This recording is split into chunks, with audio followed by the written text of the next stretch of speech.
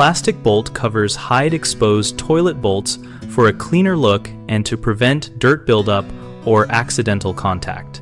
When installing a toilet, place the flange bolts through the bowl holes and tighten the nuts until the bowl sits evenly on the wax ring while avoiding over-tightening, which can crack porcelain.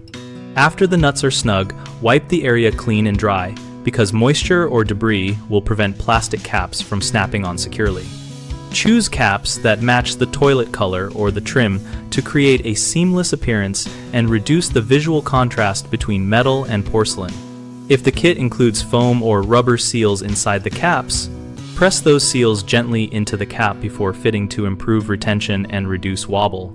For uneven bolt heights, file or trim bolts carefully with a hacksaw and then deburr the ends so the caps seat flush without cutting flexible plastic.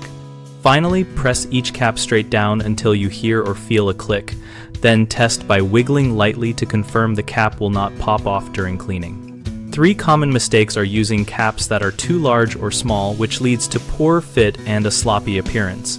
And the fix is to measure bolt head diameter before purchase and keep a few sizes on hand. Another issue is trapping moisture or debris under the cap when you do not dry the area first, which can cause corrosion or odor. Remove the cap, clean and dry the bolt, and replace the cap after the area is dry. A third problem is over-tightening the nut to force a perfect seal, which can crack the porcelain or deform the bolt. Back the nut off slightly, verify the bowl is seated evenly with a level, and tighten only until secure without strain. At bighomeprojects.com, we help homeowners find local contractors and provide resources about installation details like bolt covers and finishing touches.